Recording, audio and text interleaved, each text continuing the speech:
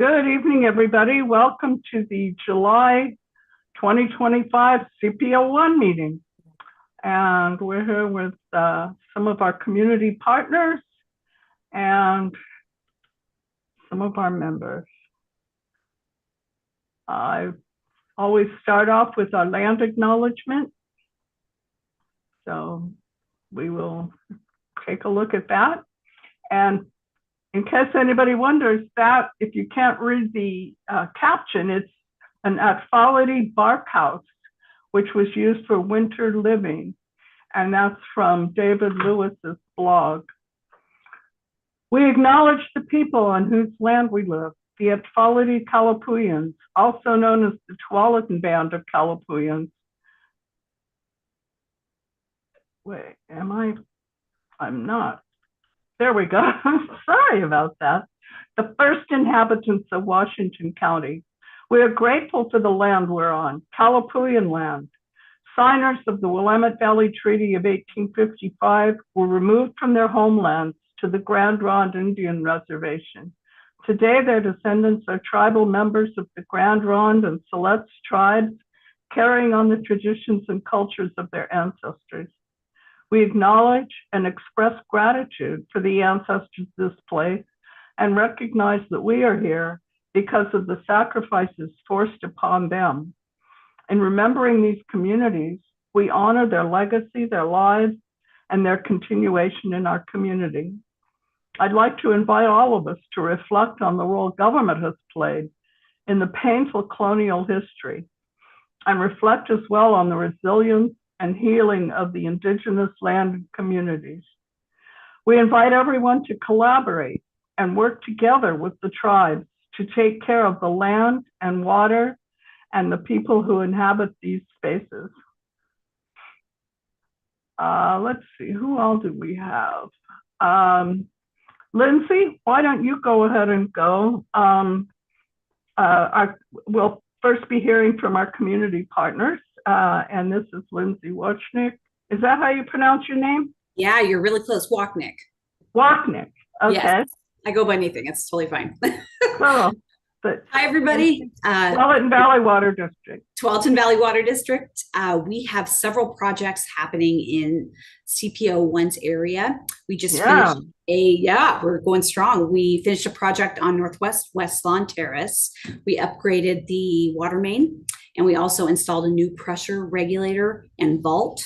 And these kind of projects help us improve our water system reliability and just maintain consistent water pressure, which is really important for our customers, as well as Tualatin, the fire district. Last week, we started a project near the Bonnie Slope Park to install another new water pressure regulator valve and vault. Been working really closely with THPRD. They're wonderful. And we're hoping to wrap that up next week. And just a big shout out to you, Virginia, and Cedar Mills News, where you posted a nice article detailing our water infrastructure strengthening projects. So that went around the district and everybody was really excited. So thanks on that. Our folks love to know what's going on and what's coming up. What's happening on my street. And just so you know, all of the projects, and this is something that I haven't experienced, all of the projects are designed in-house by our engineers, and then our construction and maintenance crews actually build those projects. So it's some really cool teamwork, really impressive work together. And just one more other thing to share, we're serving about 32 million gallons of water each day to our customers, usually in the summer months. A lot of that demand is due to outdoor watering. And one of the biggest things you can do to kind of reduce that water demand and be water efficient is to adjust your outdoor irrigation schedules. That's the big one, which usually will give you the biggest water savings. So just a tip there. And I think you have a page about that, tvwg.org irrigation. Yes, I think that is it. Yes. And we do a lot of kind of outreach on that. So if you have any questions, give us a yell. We can help with that. We really want to be out there in the community offering tips and tricks. So yeah, you know, I mentioned in the article, it's for some of us that all the subdivisions around us seem fairly new, but they're not. Like Bower Woods Estates is been there for, what, 20 years or so. And it was a lot of the early subdivisions were built before we knew that the area was going to grow quite as much as it has. Yeah. And so it's not unusual that all of this maintenance and replacement work has to be done. Yeah, they're really aggressive with the schedules, and our construction and maintenance crews want to work hard. So it's one after another, and you'll see us back in your neighborhood in later 2025 on a water main project on 123rd Avenue, and then That's right around the corner from me. There you go. And then in early 2026 to do another similar project on, I believe it's Black Hawk. Is that right? Also right around the corner. I'm learning the district. I'm in between them. Yes, there you go. Is that going to affect people's water supply? Say one more time. Will those projects affect people's water supply? Will the water be turned off for any length of time, or do you know? Yeah, so if it's a water main project, when we move your water service line from the old main in the street to the new main, we'll turn it off for maybe 30 minutes. And then when we disconnect that old main and connect the new main to the system, there'll be a little bit of a shutdown. But and maybe some discoloration. Maybe a little bit, yeah. And we'll make sure that you know at least 48 hours in advance so you can prep for that. Yeah. Great. Yes. Thank you for having us. Oh, thank you. Let's see if we've got any more of our. It looks like Roger has a question. Okay. Take it away, Roger. Hi, Lindsay. Hi, hey, Roger. Hi. Can you tell me where my water source is these days? Oh, great question. I actually wrote some of that down. I didn't know if we'd have enough time to talk about it. But in the Cedar Mill area, you are receiving most of your water from water purchased from the Portland Water Bureau. And the Portland Water Bureau's source is the Bull Run watershed. Okay. So that's typical. If you move more northwest in our districts, so like towards Rock Creek, 185th, you're going to get more of a blend of the Bull Run water, and then also water that we purchase from the Joint Water Commission, which source is the Upper Tualatin River. So those are our current sources right now, the Bull Run watershed and the Upper Tualatin River. But again, Cedar Mill mostly receives Portland water. And it comes from a separate pipe under the Willamette. We learned that a number of years ago when Portland had a water problem, and we found out that our source was separate from the city of Portland water. Yeah. So we're really, all of the water agencies are intertwined, and we all have pipes that kind of run together, and we can help each other in emergencies, which is wonderful, because it's going to happen at some point, and we're there to help one another. But next year, we're going to bring on a whole new water source, the Willamette River, and we're actually going to move away from the Portland water source. So more information will come about that. And there'll be some kind of growing pains, but I think we'll be okay. So just maybe next fall or early in the year, we can do a full program on that, because I think we have more questions. Sure, absolutely. Anything you want. Thank you. Of course. Thanks, Roger. All right. Well, I'm not seeing any more of our community partners, and we're going to have Megan Rasmussen with the Sheriff's Office and talking about the crime map, not crime, but calls for service. So, Megan, take it away. And I do apologize for all of my last minute stuff I've been jumping on you. Not a worry. So I will go ahead and share my screen. And I'm just going to hand it over to Sergeant DePietro to discuss this. And then you can ask any questions from him, and then I'll jump into my presentation after. Great. Oh, thank you, Megan. That was so nice of you to hand it over to me so quickly. I am just looking at this now, first time I'm looking at it on the phone. I apologize, but I want to go over these real quick. As you guys all are very well, CPO is a very busy district for us. But with that being said, nothing is jumping out here as for these numbers. Everything looks pretty on the average par level. If anyone's seen something that they have a question on, obviously please jump in. But the biggest thing we're continuing to see, and this week alone, I can't count how many hundreds of thousands of dollars in reports or $100,000 people have lost due to frauds. I just want to remind everybody that law enforcement will never, ever, ever ask you for money, especially when it comes to saying you misgranted. That's not how it works. Those are other big red flag that is glaring, is if individuals are asking you to pay them in the form of some kind of Bitcoin or a coin-based currency, such as what else is out there, Dogecoin, all these other ones, but also they're asking for gift cards as well to be paid by. That is a huge red flag. No actual entity that I know of in the public sector would ever ask of that. The other big one we're seeing is individuals are getting hold of some of our community members. And the way the scam goes is they'll send you a check. They'll do some kind of business with you or pretend to do business with you, saying they're gonna, they need to pay you whatever it is. They'll send you a check for too much. They'll tell you to cash it and send you back the difference. The way that it works is it is actually a cashier's check, but it's fake, so it gives you a false sense of hope. By the time that cashier's check is cashed, it actually takes a week or two sometimes, and then they find out, oh, it's a bad check. Well, by that time, you've already pulled out your own money and reimbursed the individual who both sent you a check for too much.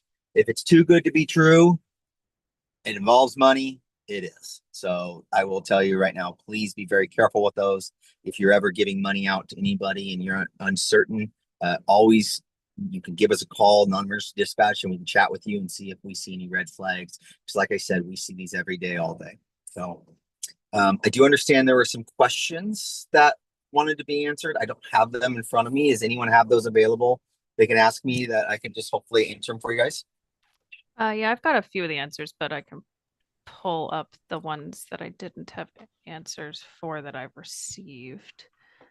But I believe Roger, you had some regarding retail missions and the jail. Yeah. I was also wondering if Target is continuing to be such a problem. I'm sorry, Miss. So let's just go with the question. What was the question? Retail theft, and especially Target in the heart of our community, the Target store. Breaking up a little bit, I apologize. You said you're asking about if they do retail theft? Yeah, and particularly the Target store. I guess it's just not here. So one thing, they were just generally looking at like how is the Target retail thefts going with the missions that we've been doing and that sort of trend. Right. We're getting a lot of positive results from all of our retail theft missions. I will tell you the Target up there on Cornell is one of our more busier stores, along with the Target down in down off 217 and Beaverton Hillsdale Highway. The reason why is they have such a large loss prevention. They are actively trying to stop theft, where the vast majority of stores will just allow it to happen and write it off later on their taxes. Target is very proactive. They continue to do so. They continue to call us. Our deputies are at the Targets every day, whether it's taking theft reports or arresting somebody that they took into custody. Very often they call us before the individual leaves the store, and we're able to capture them outside. I will say, just anecdotally, it's toned down a little bit. I think the word is spread that, number one, Kevin Barton, our district attorney, is phenomenal with retail theft. Our DA's office is vigorously prosecuting all the retail theft stuff. So although it still does happen, I do feel that it has slowed down a lot lately. And hopefully that means that people are saying, hey, this isn't the same as some of our neighboring counties where you can walk in and walk out and have no problem. We're here, we will not only will we prosecute you, we will track you down, we will find you if we have the right information, and we will hold you accountable and take you to jail. So you know, as a resident in the same area as you guys, I am very happy with what I'm seeing. And that's coming from me as a law enforcement and seeing what happens around other parts of our state that might not be the same. So it's very proactive, and it's taken very seriously by our district attorney's office. So it's a good sign. That's really good to hear. I think my questions were oriented towards, like, I'm trying to get an idea of, there was some talk about the sheriff's budget gonna get cut, you know, because of the county budget cuts, and then it made me start thinking about, well, what eats up the sheriff's budget? Where does the money go? Where does all the money go into the, does it go to patrol? Does it go to the jail? Does it go to serving papers, enforcement actions? I was trying to just get an idea of what activities the sheriff does and what takes all the sheriff's time. Yeah, it's a good question. Unfortunately, I'm not going to be able to give you the detailed answer just because I don't have the budget offhand. Our budget is, as you can imagine, several $100 million, and that goes to fund the Washington County Jail. It goes to fund Washington County, our patrol district, all the search and rescue, our civil department, concealed handgun licensing department, our records division. We've got a lot that covers. The biggest is our enforcement division that is combined between patrol and investigations. Those are your detectives who work the larger cases. That's our largest one. And like I said, I don't have the budgets off the top of my hand. And then obviously the next one is the jail. So the way that these are all funded is the jail is mostly funded from the general fund, where patrol is primarily a little bit of the general fund, but mostly the local option levy, which is coming up here in a couple months. I believe it's November. And then also the ESPD levy, which you guys are all a part of. Those are where we get primarily the most part of our funding. And all those are, you know, like I said, the ESPD and LOL funds, those are only utilized for the designated areas that they are described when it goes out for voting. So like I said, most of it is for patrol. If you actually go sit down, look at the budget, you can see where every dollar goes to, obviously. But the biggest goes to our patrol district, or excuse me, our patrol operations. I know that your question, I don't feel I answered it well enough. I just don't have that information offhand. So is there any specific information that hopefully I could try to answer that maybe it's a little more specific as to what you're looking for? Well, my primary interest is the sheriff's patrol, traffic patrol budget. And, you know, I was hearing these things that budgets were going to be cut. And I thought, well, how can the patrol be cut anymore? Because it doesn't seem like, I mean, I don't see a lot of presence in my neck of the woods. Maybe it's too far east in the county. But I'm looking into that and talking to Megan and Lieutenant Uglish about that, and just trying to learn more about it and, you know, support you guys. I don't want to whine and complain about it. I just want to be realistic. No, learn more, like, Roger. Yep. Roger, Jim Wheaton reached out to us, and he is the patrol operations commander. He's out of town on an extended trip right now, but we will probably have him in the September meeting, and I'm sure that he'd be able to share quite a lot more information about the whole patrol operation. It also occurs to me that the sheriff's budget would be a good topic for an article in Cedar Mill News. Sure. Yeah. That's especially true with the public safety levy coming up. Right. It's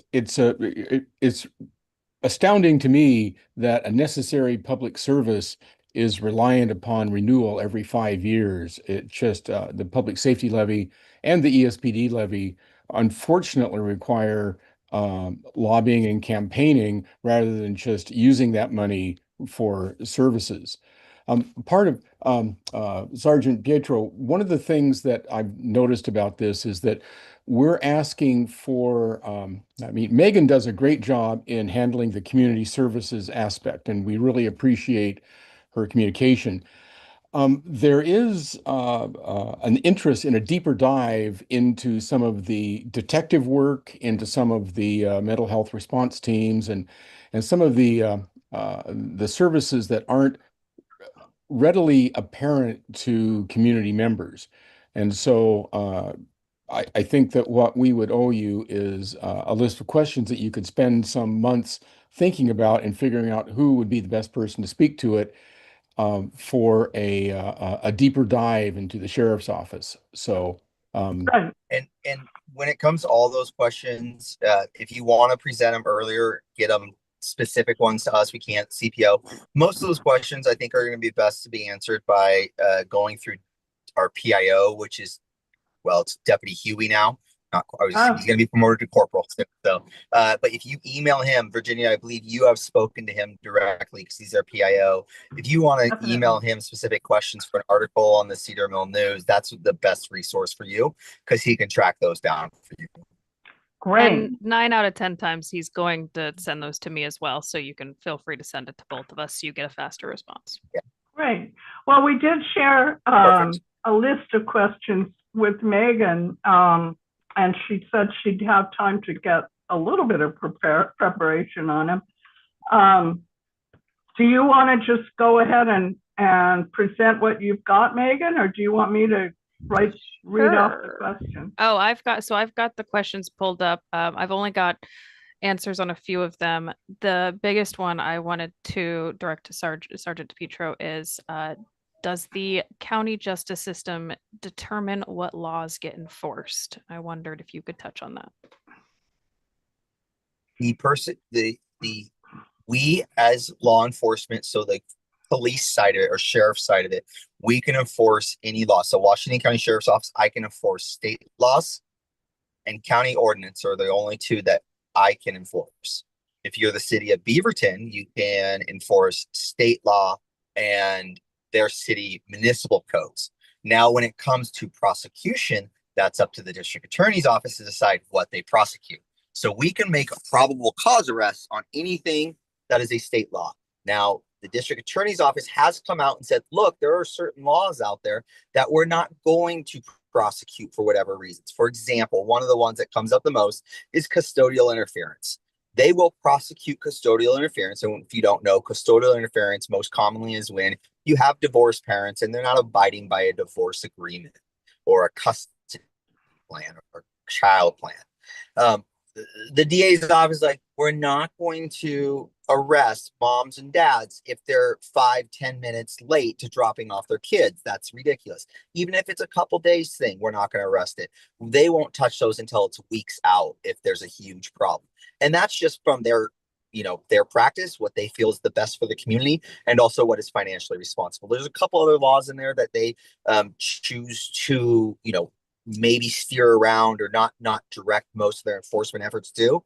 But I will tell you, at Washington County, I can only think of the custodial interference and possibly one other one that they just don't go on, which is fine. But compared to others, they go on everything. Like, we are seeing them prosecute on almost everything. So in Washington County right now, our DA's office is amazing. I think we have great representation there, and they do a really good job trying to help our justice system. If you look at them, they're handling more cases than Multnomah County, and the population isn't close to what theirs is. So they work very hard, and they don't just shove things under the rug. They prosecute what they believe they have a good chance of being successful at. What about cases that like there's not a municipal court in Washington County? Is there something like that, or a county court where like a speeding violation is pleaded? Is there such a thing? So we at Washington County, we have a justice court that's located at our East Precinct that's run by Judge Cross. And then other agencies such as Beaverton Police, they have their own municipal court as well. They prosecute traffic violations as well as some misdemeanors as well, to include DUIs, I believe.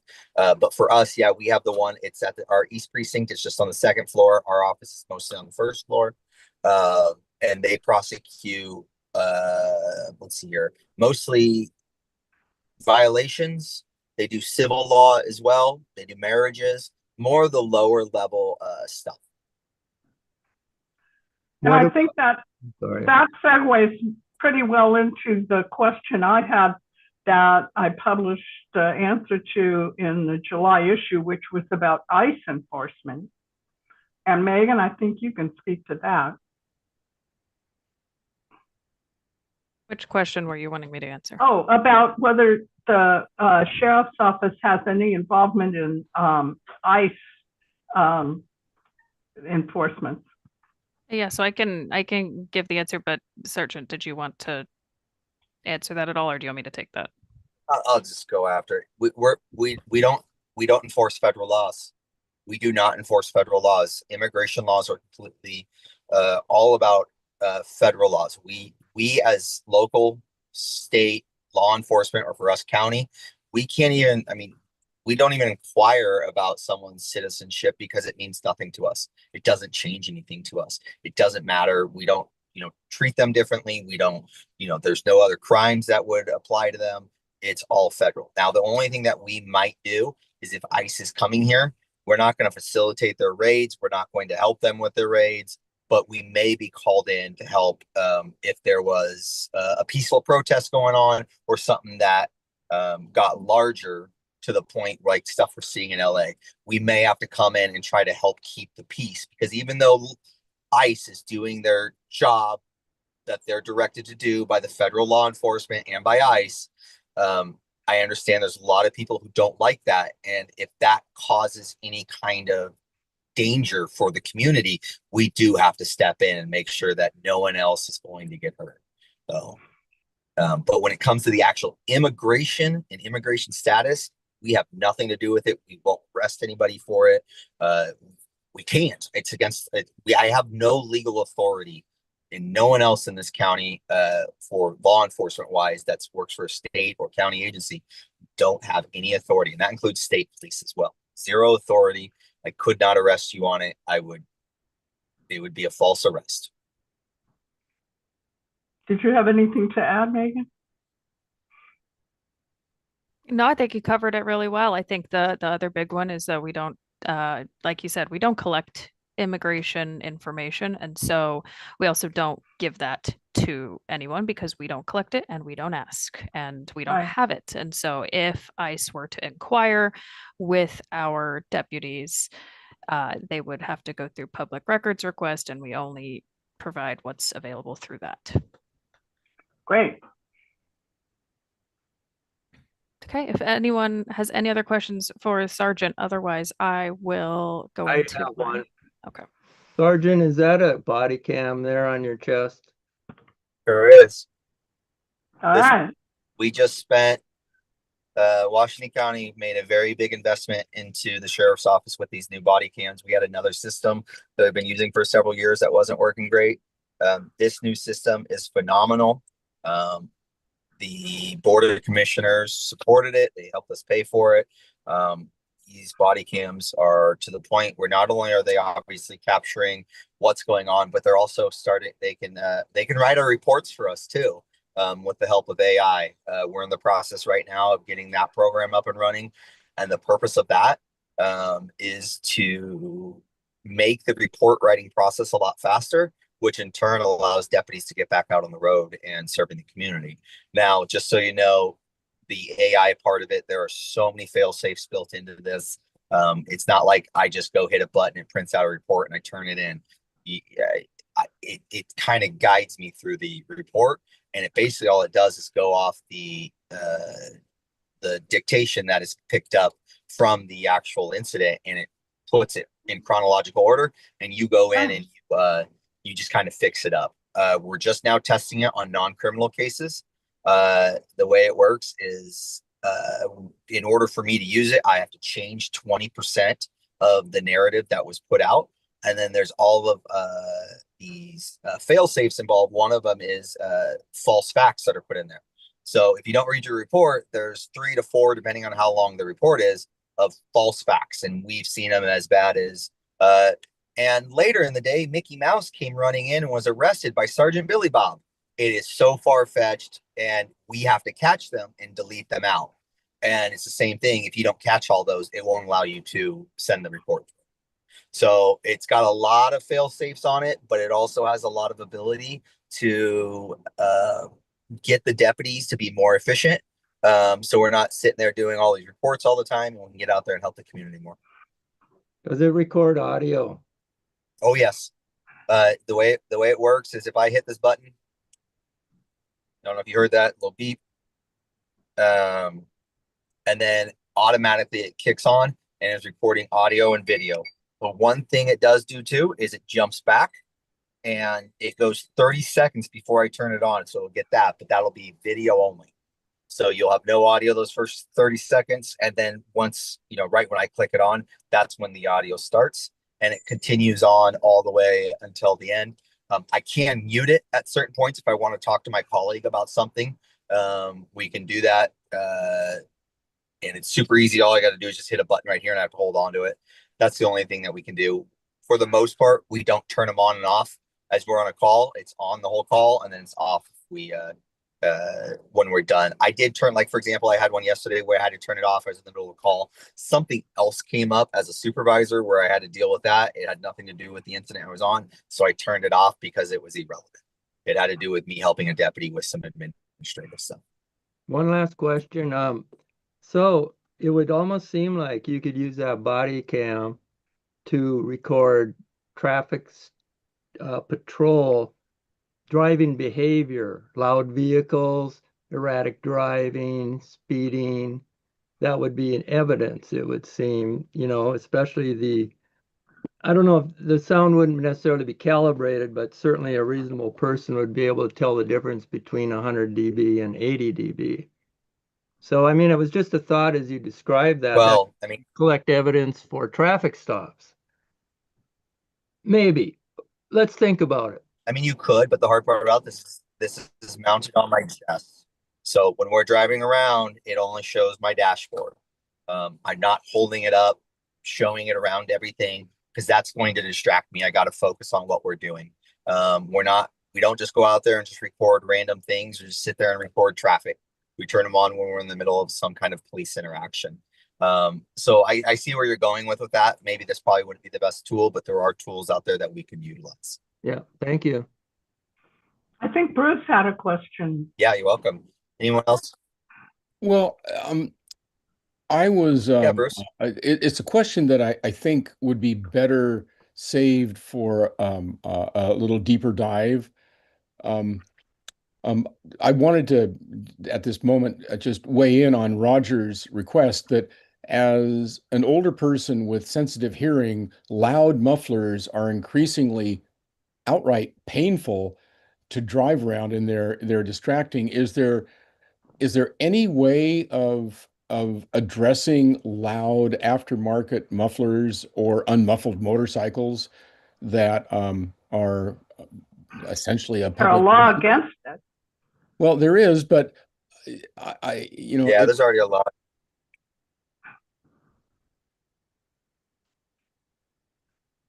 Well, I'm just looking out to see what it is. I gotta find it. It's basically a loud vehicle. There is a way against it. Unfortunately, it's a violation. So remember, with any violation, we have to witness it before we can actually cite for it. So we'd have to see that actual occurring. Other than that, there is, like I said, I just don't have it right here. Oh, here we go. Let's see here. Change. Unreasonable vehicle noise, 81502.025. So if you want to look that one up, just Google ORS 815.025. And that's unreasonable vehicle noise. And that'll tell you what would qualify as a vehicle that was too loud, whether it's, too loud of an exhaust, too loud of an intake, whatever it may be. So would it be feasible when you do a stop to have the driver hit the accelerator and sort of stand 10 feet back and hold a sound meter? I could ask them to, but there's no requirement that would make them do that. There's no Oh, require. It's like a search. It's like I can ask anyone on a traffic stop, can I search your vehicle? If they want to say no, they can say no. Mm. So, and then what that can also do is with the unreasonable noise, it's to the point where I believe I haven't read it in a while, but it's a little vague. And that's on purpose. It's not like it has to have a specific decibel meter. For me, if I am a couple hundred yards away from you and I hear your vehicle clear as day, we got a problem. Okay. But yeah, Bruce, updating yourself with or just reading over that might give you a little bit better of an answer. But yeah, thanks. it's not something that we would normally do unless, when I say normally do, like step back and see how many decibels their vehicle, how loud it is. If I stop you for that, then absolutely I could ask, like, hey, I heard it. I don't need you to do it again, but might as well show me. But if that's not the reason why they were stopped, we're not going to arbitrarily say, hey, can you rev your engine up and see if you're too loud? Because I want to get you again for another citation. That's not our style. That's not something we do. Thanks. I had a reader reach out to me about some kids, like teenage kids on electric bikes in the road, and really sounds like pretty dangerous behavior. And I really didn't know what to say to her. Is it legal for kids to drive electric bikes? And if it is there anything that neighbors can do to report dangerous behavior? Let me see if I can find it. New autos. Here we go. Is this what I'm looking for? New scooter, moped. Okay. So they are slowly, when I say they, legislature and DMV is slowly catching up on these e-bikes and e-scooters. For the longest time, we had no laws that they kind of fell under because everything had to do with engines and how many cc's they were. That would define, do you need a helmet? Can you ride on the street? Can you ride on the sidewalk? Where now they actually, ODOT put one out, and it's very long. So what I can do is, Megan, I can send this to you if you don't mind giving it to Virginia and Bruce. This is public information. It's all from the DMV, but that'll tell you what people need specifically when they're riding these certain like e-bikes and scooters. Do they need a helmet? Do they need insurance? Do they need a license? How old do they have to be? Can they get a DUI on them? There's all these different things that could play into them. And Megan, I'm going to forward this to you if that's okay. Are you saying that the legislature finally weighed in on it, or that it's still in flux? No, this isn't. What I am sending right now is in place right now. Oh, good.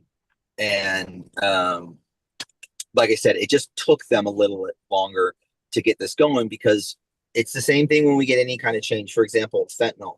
For the longest time, fentanyl was falling under weird subsections because it wasn't a big deal for the longest time. So real quick, legislature jumped in and changed the laws so fentanyl could be prosecuted easier. It could be, there was much more definition on what was illegal. So it's very common. Same thing with these e-scooters. Well, the fentanyl one happened a lot quicker because people were dying. Where the e-scooters are more, for the most part, unfortunately, people have passed away on them. They're more of an annoyance issue. So they don't fall the same on the list of let's get this stuff taken care of. But they did get it taken care of. Megan has it as of right now, and she can forward you this. It's called the DMV Scooter Moped Guide. Great. I wish I'd known there was information for this person because I wasn't really very helpful. I'm pretty sure they reached out to me too. I got that same question. Oh, really? Oh, yeah. Good. Excellent. Excellent. Well, I think unless anybody else has specific questions, we'd like to hear Megan's presentation. All right. And it's about the county sheriff community services, which is really her job. The outreach services, yes. And Right. Sergeant, you're welcome to stay, or if you need to head back out. I'm going to jump off. We're busy. I'm going to go work the road. Bye, everybody. Thanks for joining us, Sergeant. Thank you. Absolutely. Megan, if something pops up, call me. I'll try to jump back on, okay? Okay, Great. will do. Thank you, guys. Have a good night. Bye. Alrighty, so I'm gonna go ahead and share my screen.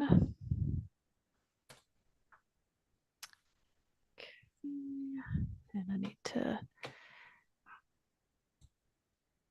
all right. So, perfect. Okay, so I got my notes. Okay. So, as you're all aware, I'm Megan Rasmussen. I am your community outreach services contact. So I work on our public affairs team and we do a variety of different things.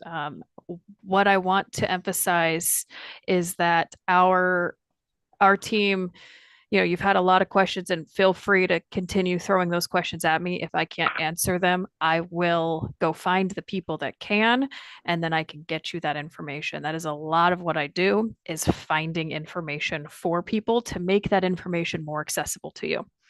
I will not pretend that I know everything about crime stats or different things that are going on in different divisions, and we'll talk about the different divisions.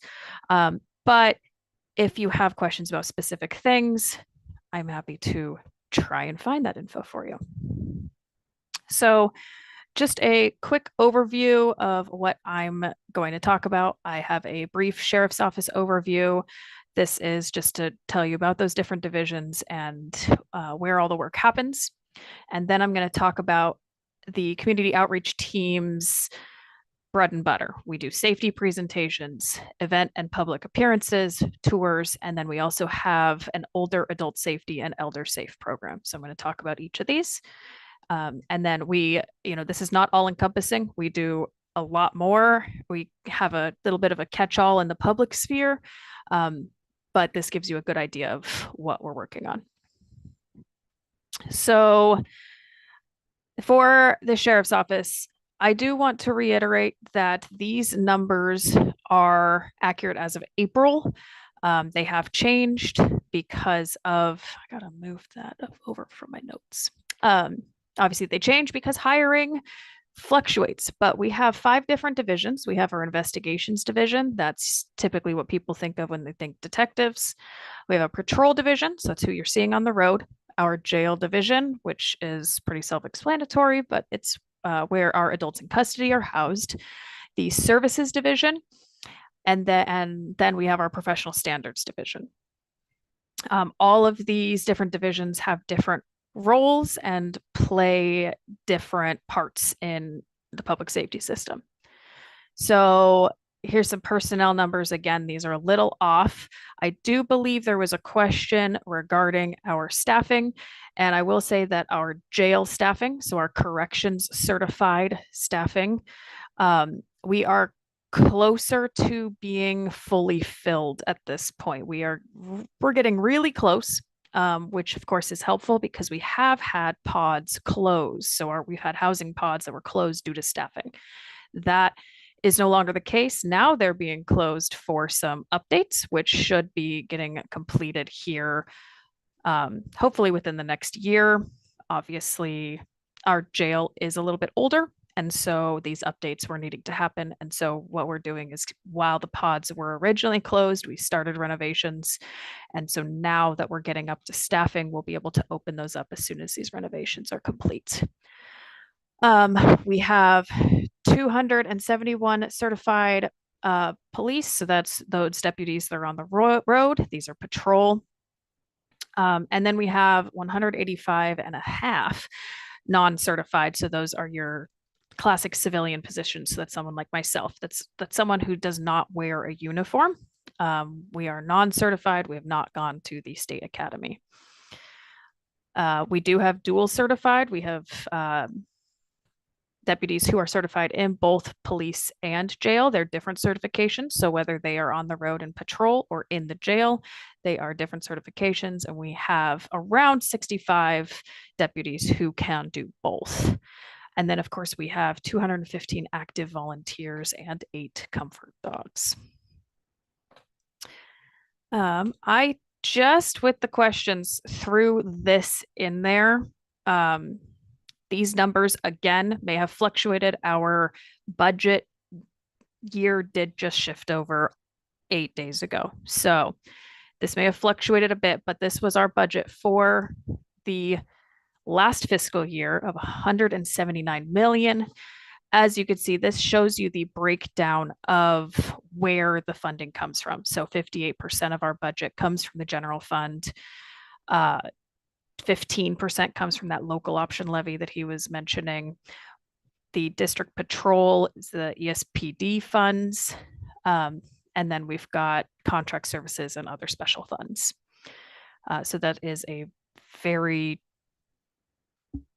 large view shot of what the budget is. And I don't have much more information on the budget other than that, but I was able to pull this from another presentation that we gave in April. So now I'm going to get to talking about what the outreach services team, what we do.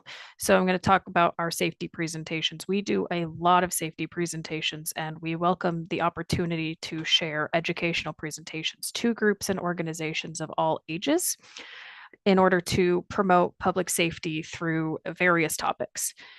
Presentations, we often modify them to fit the needs and time constraints of each group, because by giving these presentations, we can help equip our community with skills to navigate their surroundings, their personal safety, their personal situations confidently.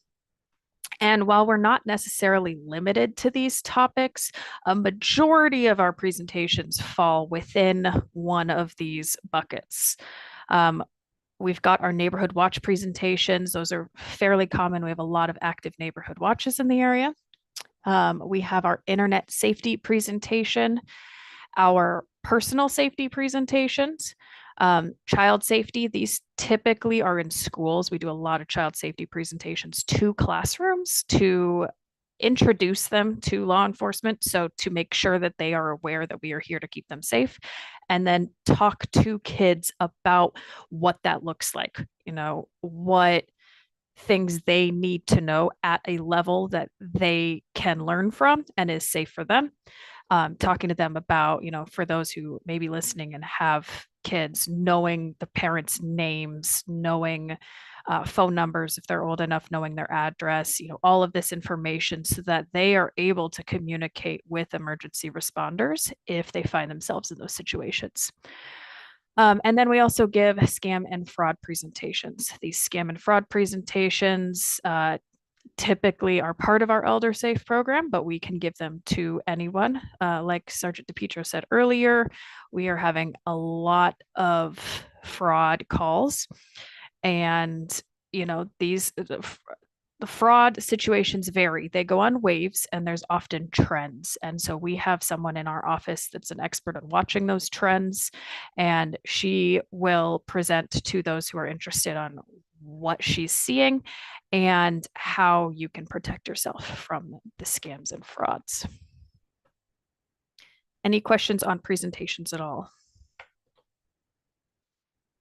Okay, I'll just move forward. If you think of something, can let me know. So our next, maybe just a word about how people schedule these. Do they reach out to you? Yeah, so if someone is interested in scheduling a safety presentation, they reach out to their outreach specialist for the Cedar Mill area. That would be me. And then we work on a time to schedule a time with the individual, as well as sometime that works for me and patrol or whoever may be the correct partner to bring in. So for schools, I try to bring a school resource officer. Neighborhood watch, we try and bring a deputy who is in that neighborhood, working in that neighborhood, so they are familiar with the types of calls they are seeing in that specific area. Internet safety, it depends on the age. If it's school age, like high schoolers, we'll bring in a school resource officer. It's very dependent. Like I said, these presentations are tailored to the group who's requesting. And so when someone's interested, they reach out to me and I work with them to find what exactly they're looking for. Just a quick example, I'm giving a presentation to a group of students going to college here within the next month. And while it's going to be a mix of internet safety, personal safety, and just being aware. And I'm working with the individual who requested it right now to figure out what exactly they are needing and wanting for this group of soon to be college students.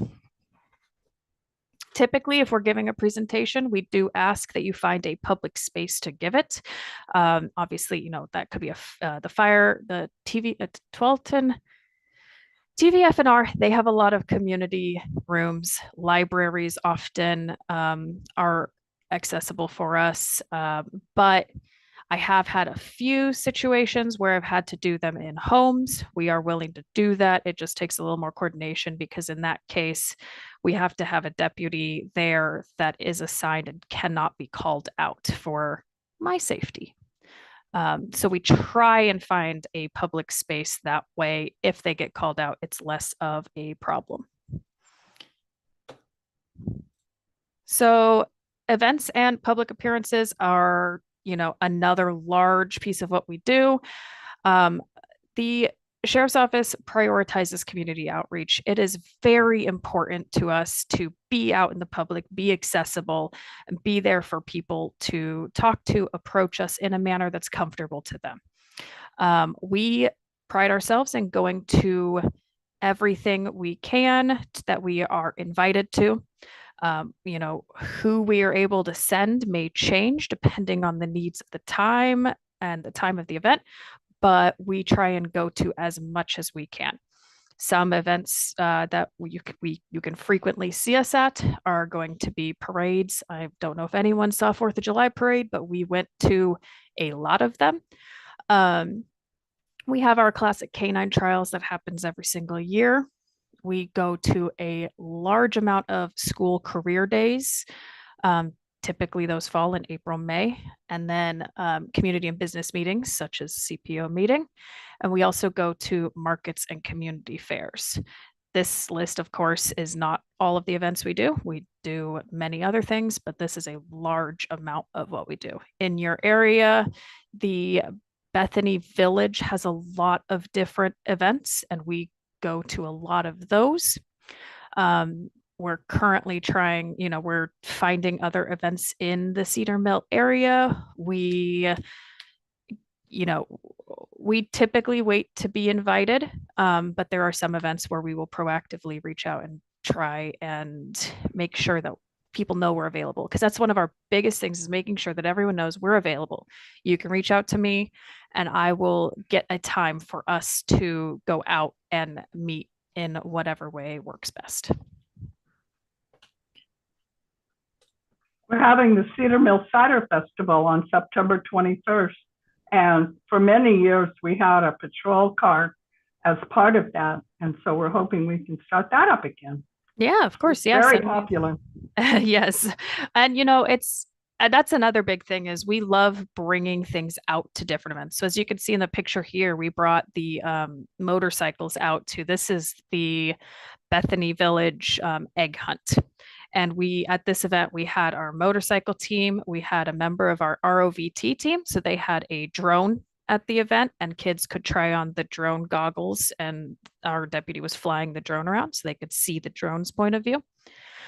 And then we also brought out our search and rescue ATVs. And the goal of that is to demystify the different tools that we use. So with the patrol vehicles, we want people to be able to climb into them, look at them, and see them in a manner that is safe and positive. That way, we can hopefully build those relationships and have the opportunity to answer questions in a way that isn't necessarily negative, because a lot of people have a negative view of law enforcement. And so we want to make sure that we show that we're here to help.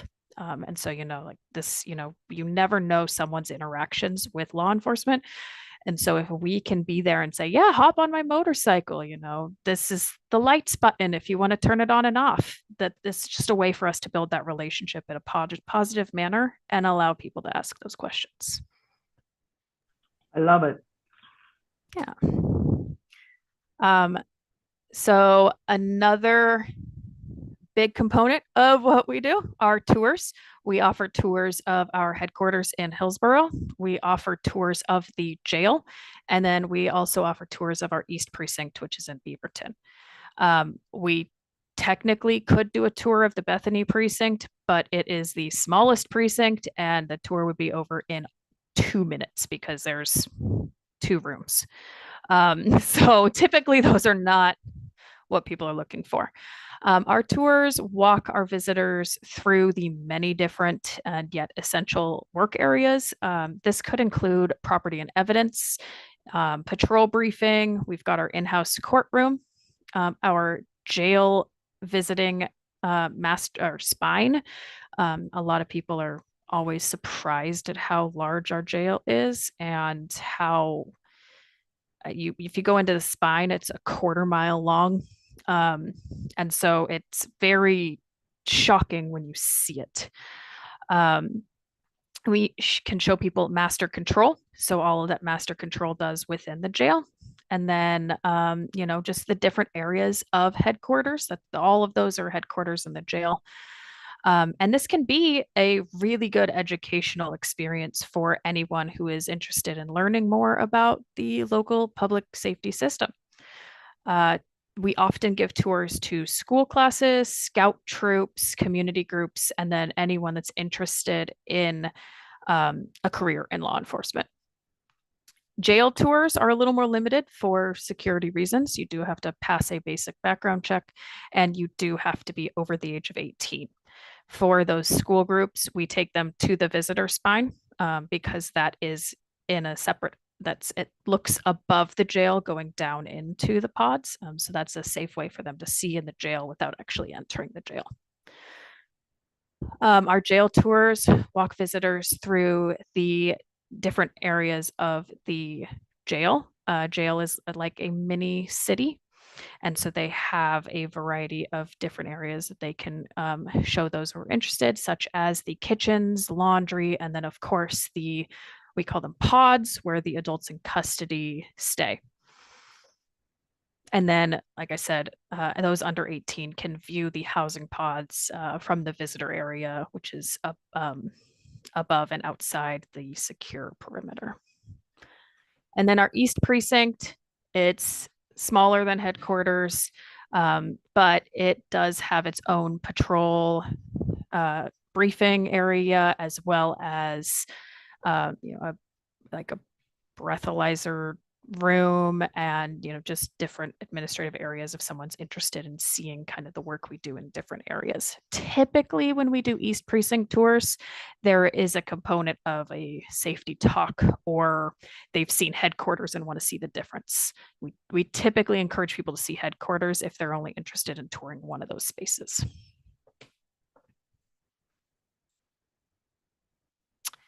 And then last, we have our older adult safety and the elder safe program.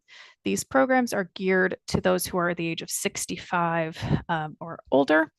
That number, you'll see there are different elder safe and adult safety, older adult safety programs in different areas. We get that 65 and older number based off of the grant funding that funds this program. So the Elder Safe program is essentially a program where there is a trained person on our team that will assist anyone who's been a victim of a crime who is over the age of 65. And she's able to provide them resources, answer questions, and be a point of contact to allow them to have someone to ask these questions if they come up later, or if they're just needing more assistance than what our deputies can give at the moment. She does a lot of prevention education. So like I was saying, those scams and fraud presentations, she gives a lot of those. Unfortunately, a lot of fraud victims are those older adults. And so she focuses a lot on that education, trying to help people stay safe. And then we also have our Project Lifesaver and Help Me Home programs. Now, these programs are not specific to those who are 65 and older. They just have a large amount of people that are in that older bracket as part of the program. I'm not sure if anyone saw our press release probably about a week ago. We actually had someone in the Project Lifesaver program go missing. I fell down a cliff or something. Yeah. Exactly. Yeah. So he went missing. He fell into a ravine, and they were able to locate him due to his Project Lifesaver device. The Project Lifesaver is like a bracelet. They wear it. It's not removable. So depending on the person, they can put it on an ankle or a wrist, and it gives out a radio frequency that we have a special device to track them. So it doesn't need service if they find themselves in an area that might not have service, where the air tags or those technological ways of tracking someone don't work. This will still work. We have a reader, and they're able to bring the device out and find them based off that frequency. Are those available through the sheriff's department, or yes. Are they just commercially available, or what's yes. the deal? Yeah, so you have to contact you'd contact me, and I would put you in contact with our person who runs the program. Her name is Tabitha Alkire. She is within she's within community outreach. She runs that, and so it would be through the sheriff's office. They do have to be from us, and there is a small fee to them. But as evident from last week, it can save someone's life. Those are typical for individuals who may be struggling with cognition issues, whether that's dementia, Alzheimer's, autistic kids. We have some autistic kids as part of that program who are prone to wandering, which is why I want to make sure I note that it does support individuals who are not 65 and older as well. Anyone who might be nonverbal, you fill out a sheet, obviously, that has contact information if someone is to be located with one of those. That way we're able to help them. Help Me Home is similar, but it doesn't have the device. So Help Me Home, typically we encourage this program if someone is prone to wandering, or if it's a scenario where if someone is found and they cannot communicate where they need to go.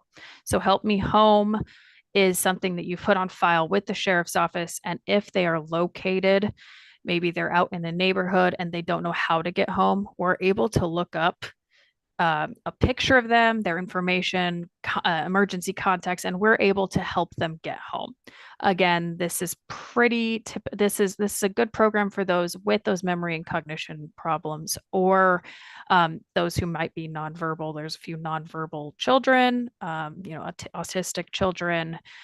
There's a variety of people in that program, but it's just a database where we have that information, where we're able to help them home if they need that extra assistance, so that we don't have to try and find their identity, verify that that's the person, make sure that we know how to approach them. The Help Me Home will tell us, oh, okay, this person does not want to talk to a deputy, they want to talk to someone in plain clothes. Well, let's find someone in plain clothes to be able to come and assist them, or something of that nature.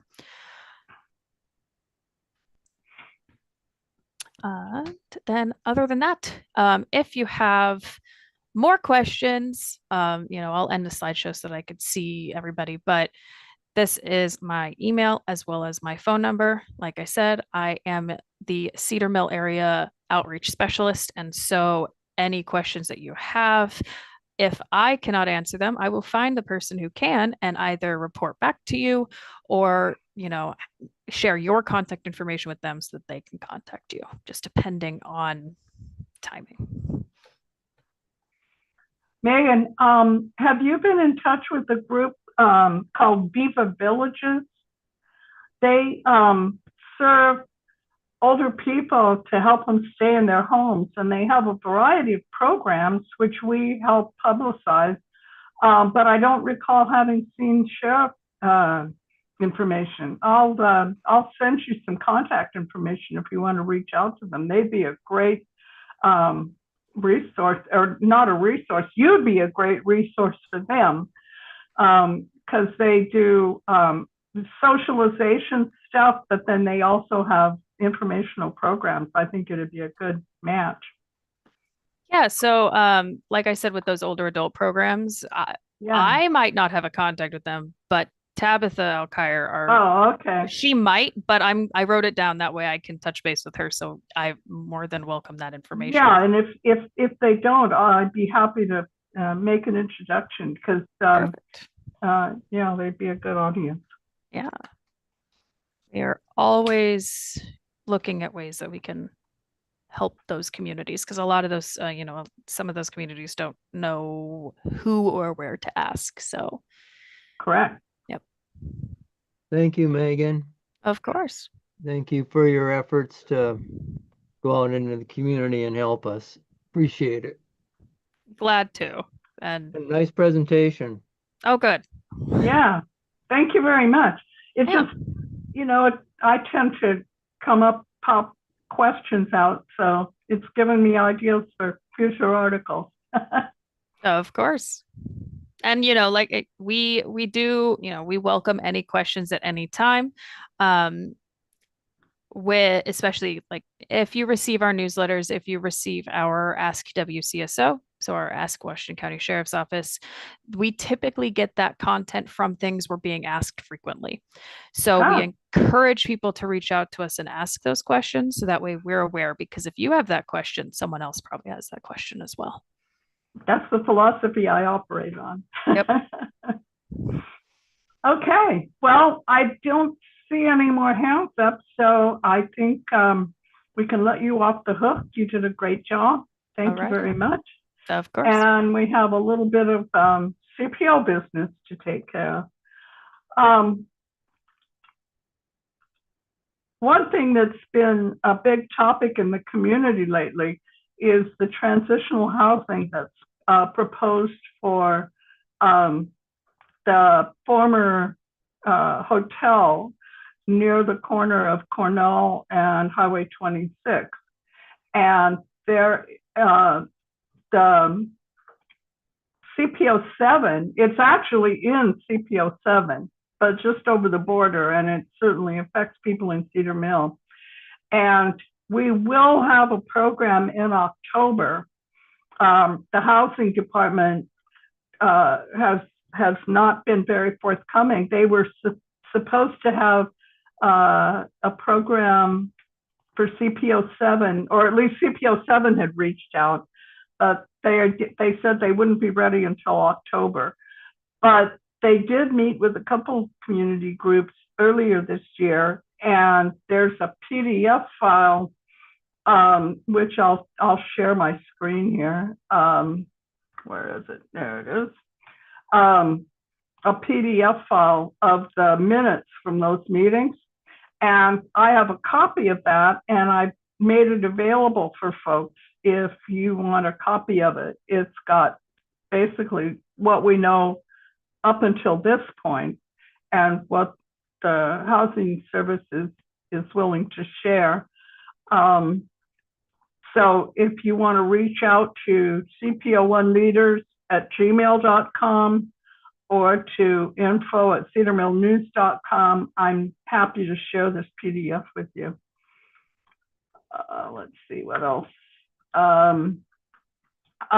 There was a approval for a fairly large subdivision on what's going to be Old Thompson Road, right next to Findlay School, and that's a 29-lot subdivision, one of the few larger properties that's left in our area. And that was approved. And let's see, further cuts in the CPO program. Just a second, Virginia, before you move on, you bet. I raised the issue of the blocked left-hand turn going into the subdivision off of what's going to be Old Thompson Road. Right. So we received a note back from LUT saying they're going to look at removing the blockage so that people who live in that subdivision can get into it. They can turn into their driveway without going into the school parking lot to turn around to make the right only turn. So any listeners who are affected, by the inability to just drive into your neighborhood without doing a fancy dipsy doodle turnaround, are welcome to contact CPO1 leaders, and we'll add you into our concern list. And I noticed the lot plan that we had has been changed, and so there's going to be 2 entrances into that subdivision, and one is going to be, I believe it's been moved to be fairly close to Findlay School off Thompson. Oh. The other one is through that other neighborhood. They're extending one of the streets into the new subdivision. But I haven't gotten because it was CPO7, I haven't gotten the full file. But, you know, it's another subdivision. And then I was just going to mention that the CPO program has continued to be chipped away at. Basically, we had Carol was a wonderful support person for us, and she is no longer with us as of the beginning of the fiscal year, and we'll really miss her. And the CPO program is still in flux. I don't really have anything new to report on it. I think, is it August when they're going to hear it again? When the board is going to hear from, and is it no longer, Mary says it's OAO, whatever that is. The Office of Access and Opportunity, or something like that. Something like that. So there is no date established for when that subject will be taken up by county staff. Okay. Well, anybody that values the CPO system and community engagement, if you can make that known to your county commissioners. Yep. As far as community news, if anybody has any announcements, we'd be glad to hear them. A couple of things that I'll mention is that Christ United Methodist Church is hosting a community night out on August 5th, which is the Tuesday. And they're going to have community groups and barbecue and kids activities and all sorts of stuff going on in their west parking lot, which is in between the actual church and the playground and community garden area that they have. And everyone's invited. We're going to try to be there representing CPO1 and Cedar Mill News. And also, as I mentioned, a note on that, it is National Night Out that night, and the sheriff's office will be there as well. Right. Yep. And the Cedar Mill Cider Festival will be happening on Sunday, September 21st. We've already got our barbecue. We've got our music. We've got apples coming from Market of Choice.